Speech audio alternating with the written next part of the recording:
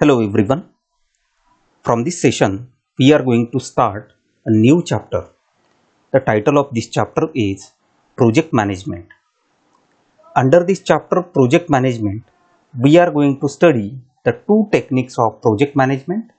One is CPM and second one is PERT.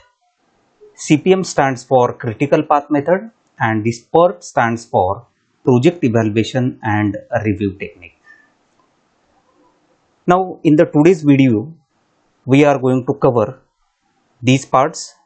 That means first we will see what is meant by project, then a representation of project on a network diagram, then terminology used in network construction, and finally rules for network construction.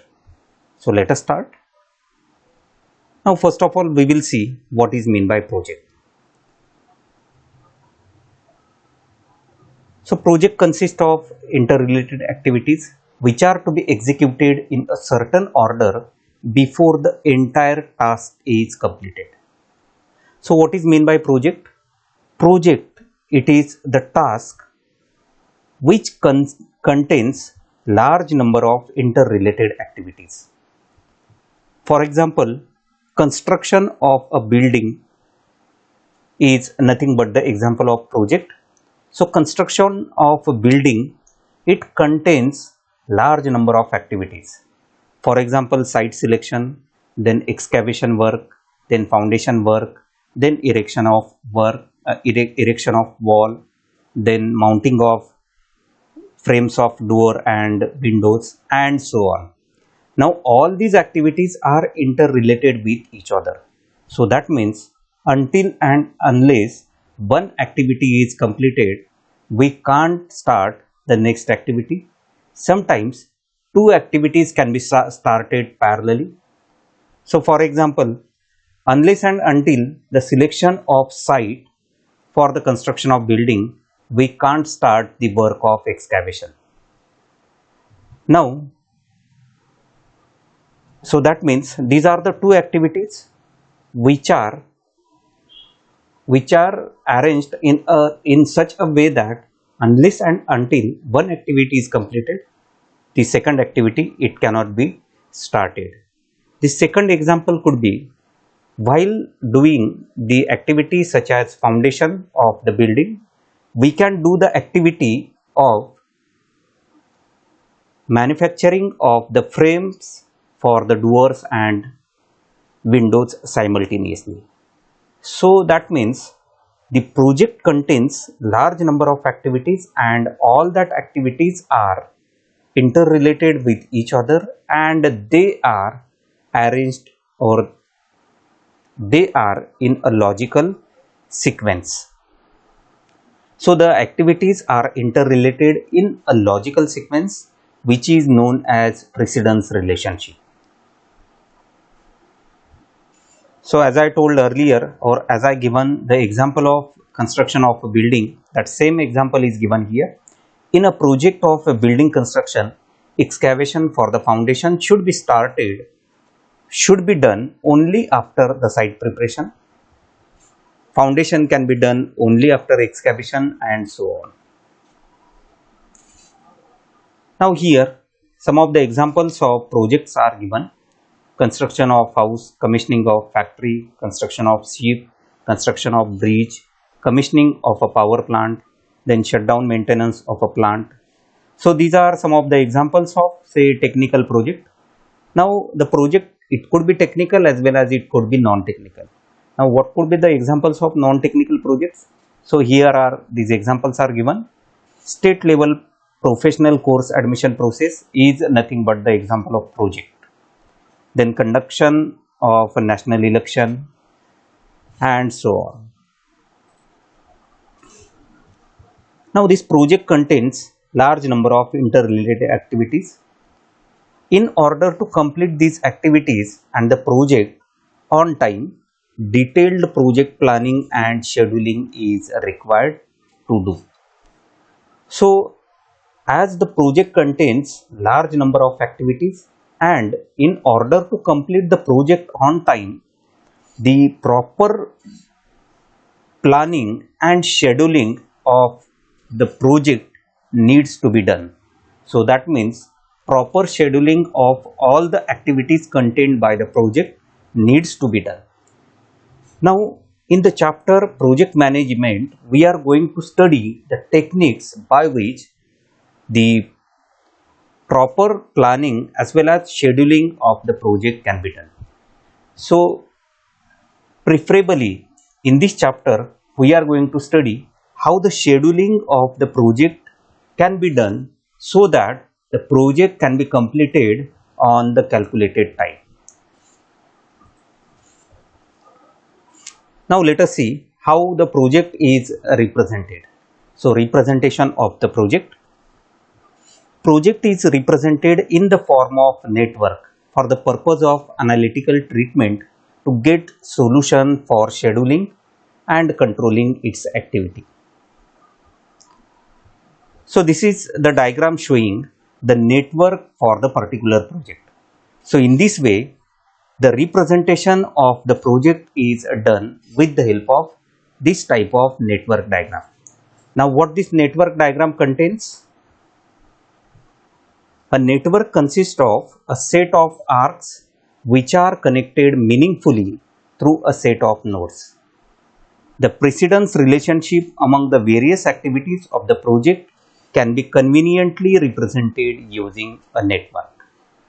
So this network, it contains the number of sets, and that sets are called nodes. So these are some of the nodes, and these nodes are connected with the help of these arcs or these straight lines having an arrow at one side. So this is nothing but the arc. So that means what this network is representing? The network is representing that in between nodes 1 to 2, the first activity is there. In between node 2 and 3, the second activity is there.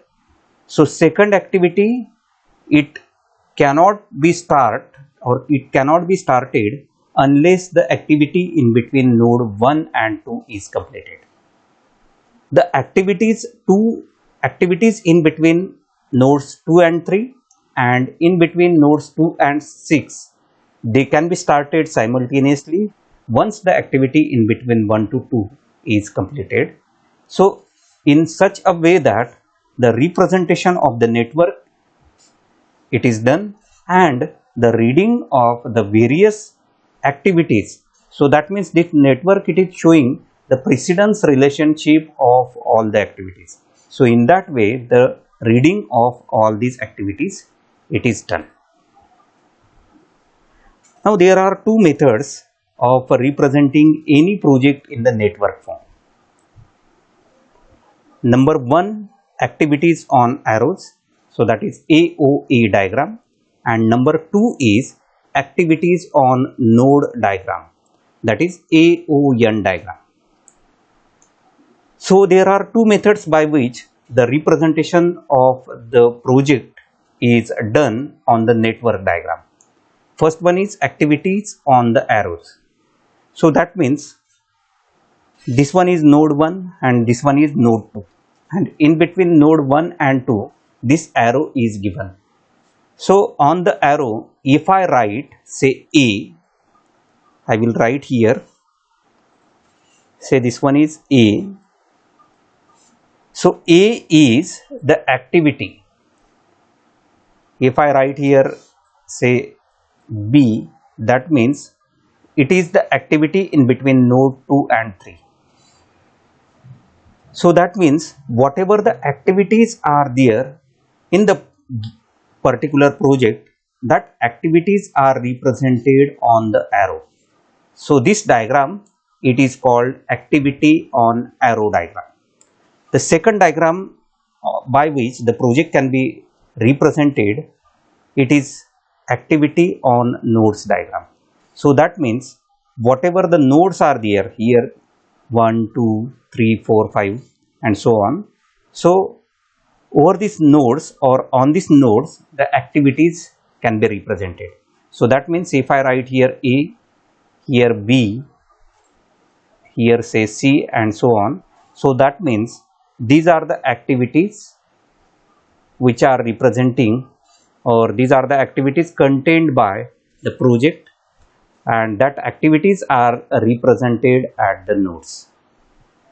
Now, generally in the project management, AOA diagram is commonly used. So that means whatever the earlier example I have given, that type of network diagrams are constructed for the representation of particular project.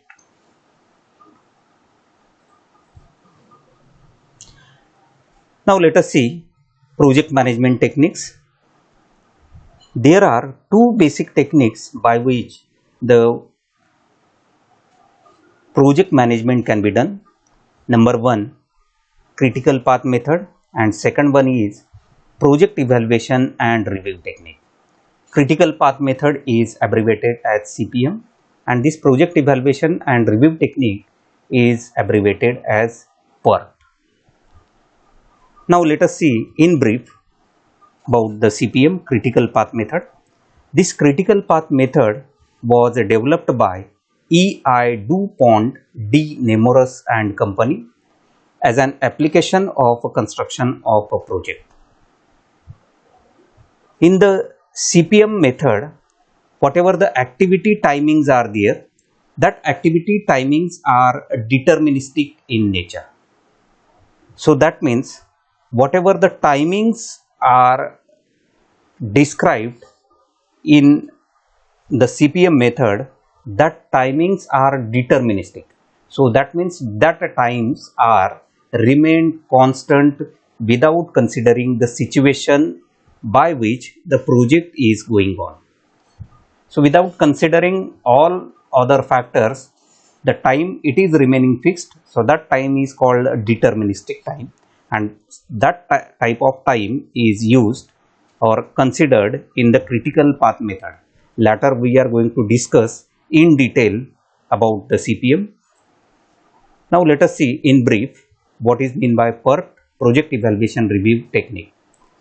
So this PERT, it was developed by a consulting firm for scheduling the research and development activities for Polaris missile program of US Navy. Each activity will have three time estimate. For example, optimistic time, most likely time, and pessimistic time. So the PERT, it contains the probabilistic type of time. So there are generally three time estimates are considered. Number one, optimistic time, second one, most likely time, and third one is pessimistic time.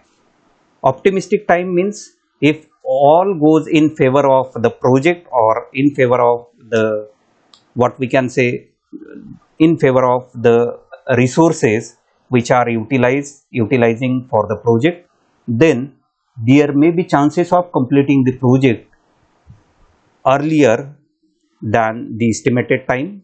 So that means optimistic time it is called. Most likely time, it is the average time by which the project can be completed. And pessimistic means if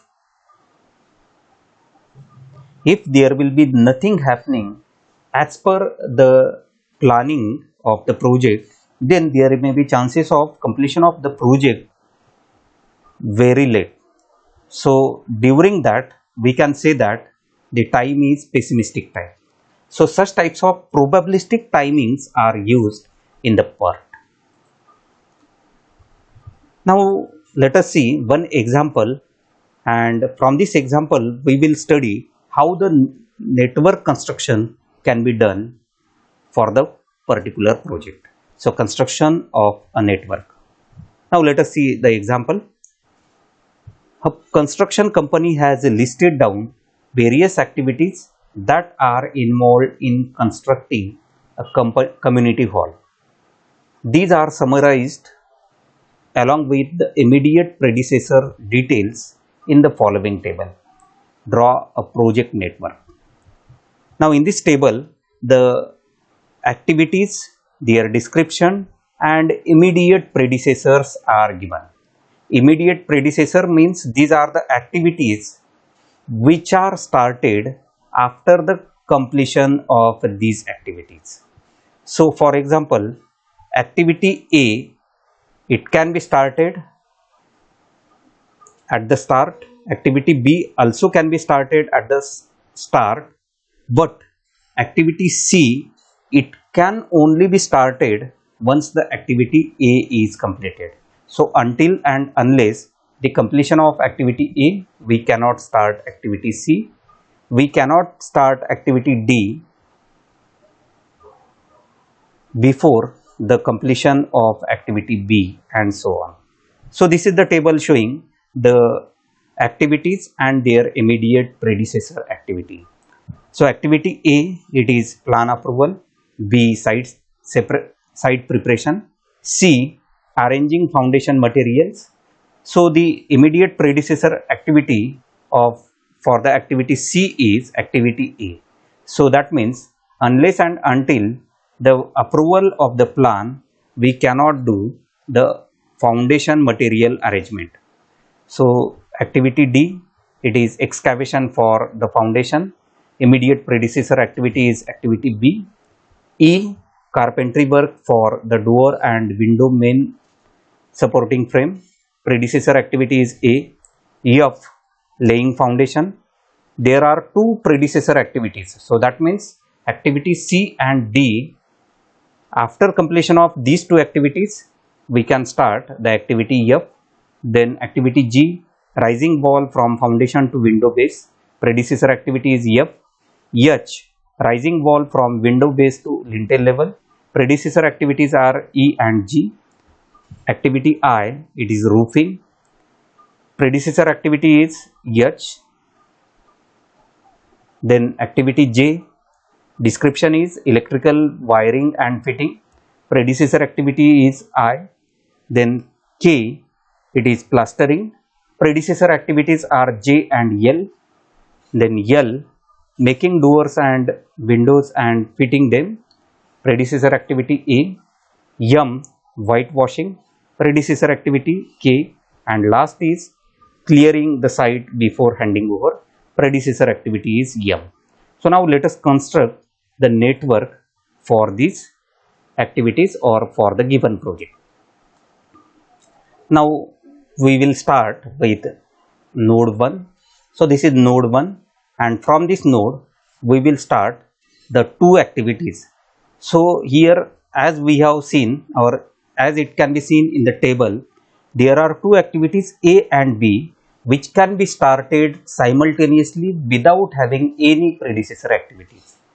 So that means activity A and activity B. So in between node 1 to 2, the activity A is represented, and in between nodes 1 and 3, the activity B is represented. Then activity C, predecessor activity is A. So that means we can start activity C only after the completion of activity A. Then activity D, predecessor activity is B. So that means the activity B is completed, and after completion of this activity, we can start the activity D. Then activity E, the predecessor activity is A. So here it is, this is the representation of activity E. Predecessor activity is A. So after completion of this activity, we can start activity E. Then activity F. So for the completion of activity F, the two activities must be completed, activity C and activity D. So this is activity C and activity D. Now after completion of these two activities, activity F can be started. So that's why I have joined these two activities at the node 4, and after that I have started the activity F. So in this way, the construction of the network, it is done. Now activity G, the predecessor activity is F. So activity G, predecessor activity F. Activity H, so predecessor activities are E and G. So here we can see that this is activity E, this is activity G, and they are joined at the node 6. So that means and after node 6 or from node 6 activity H is originated. So that means here we can say that the activity H is completed after the completion of activity E and activity G. Then activity I. For the starting of activity I, H must be completed. So I activity it is started after the completion of activity H. Then activity J, the immediate predecessor activity is I. So J it is started after the completion of activity I. Then activity K, it is started after the completion of activity J and L. But L activity it is not yet started. So I have represented like this. The activity K it is started after the completion of activity J. Now when the L activity will be in focus, we will consider that activity and we will join that activity before starting this activity K. So that means activity L we will join at the node 9. So now activity L. So it is started after the completion of activity A. So here is the representation of activity L.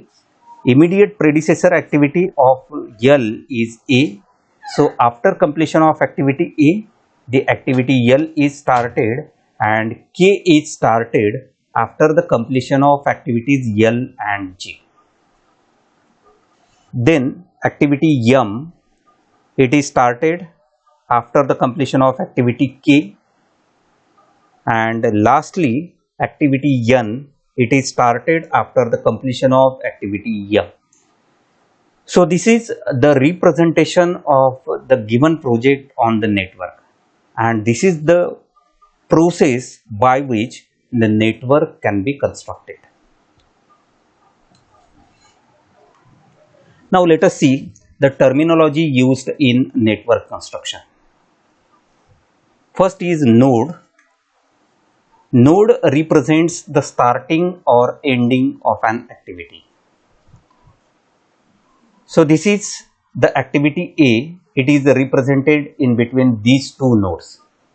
So this node it is called, or this is the node from which the activity A is originated, and the node 2 is the node where the activity A is completed. So that means the nodes 1 and 2 are representing starting or ending of an activity. 1 is representing starting of activity and 2 is representing the end of the particular activity. So these 1 and 2 are called node. Second terminology is branch or arc. It represents the actual activity which consumes some kind of resource. So this line, and to this line the arrow is represented at this end or at one end only. So this line it is called branch or arc. This branch it represents the activity. Now the activity must consume, or we know that any activity it is consuming the resource. So resource in the form of money, resource in the form of time, and so on. So the activity must consume the resource. Then precedence relations of activities. For any activity, the precedence relations provide the information about the activities that precede it, the activities that follow it, and the activities that may be concurrent with it. So this is one network showing the project or the activities contained in the project. So precedence relations means the activities that precede. So that means, for example, activity C, the predecessor activity of activity C is activity E. Activity F, is followed by activity C, and activities A and B are the concurrent activities. So that means these are the activities which can be started simultaneously. Now let us see the rules for network construction. As I have told or we have discussed earlier, for the project management, activity on arrow diagram is generally preferred. So here we will see the rules for the network construction on the AOA diagram. First rule is the starting event and ending event of an activity are called tail event and head event respectively. So that means this one is the activity A. It is started from node 1 and it is ending on the node 2. So node 1 it is called tail event and node 2 it is called head event. Next is the network should have a unique starting node, that means tail event. Any network should have a unique starting node. Now in this network diagram there are two starting nodes. I have represented that nodes by the same number. So number 1 here and number 1 here also. These are the two nodes where the starting of the activities or the starting of the project it is doing. So if such types of representation will be there, it is incorrect. So there must be a single node or there must be a single starting node. So that means there must be a single tail event. Now in the second diagram, the showing again the network of the project. Here the starting of the project it is done from the node 1. So it is a single node. So that means this is the correct way of a representation of the starting node. So there must be a single or there must be a unique starting event like this. Next is the network should have a unique completion node. So that means the network should have a unique head event. Now again let us consider this network diagram. Here at the end of this project there are two activities, activity G and H. So this is the incorrect method of representation of the project. At the end there must be a single node. So that means here I can write, so here node 7 is there. So activity H it is ending on the node 7, activity G it is ending on the node 6, and entirely the project it is ending on the two nodes. So this is the incorrect method of representation of the network. So this is the correct method of representing the ending node. So at the node 6 the project it is ending. Next is node 2 activities should have same starting node and same ending node. So that means here the two nodes are there, node 1 and node 2, starting node and ending node, and the two activities are there, activity A and B. The starting and ending node of these two activities are same. So this is the incorrect way of representation of a network diagram or the activity on the network. So there should not be same starting and ending node for the two activities. So whenever such case will be arised, what is the solution? So that means when the starting and ending node for the two activities are same, when such situation have been arrived, at that time how the representation of that two activities it is done. So here is the solution. Dummy activity is an imaginary activity indicating precedence relationship only. Duration of a dummy activity is 0. So this is the representation. So here the two activities A and B, they are starting from the same node 1 and they are ending on the same node. But instead of representing that two activities by this method, they are, or that two activities are represented in this way. So that means activity A, it is represented in between node 1 to 2. Activity B, it is represented in between nodes 1 and 3, and the 2 and 3 nodes are joined by this dotted line having arrow at the on or towards this ending node. The activity which is represented with the help of this dashed line, it is called dummy activity. So just for the sake of solution, or for obtaining the solution, or avoiding this,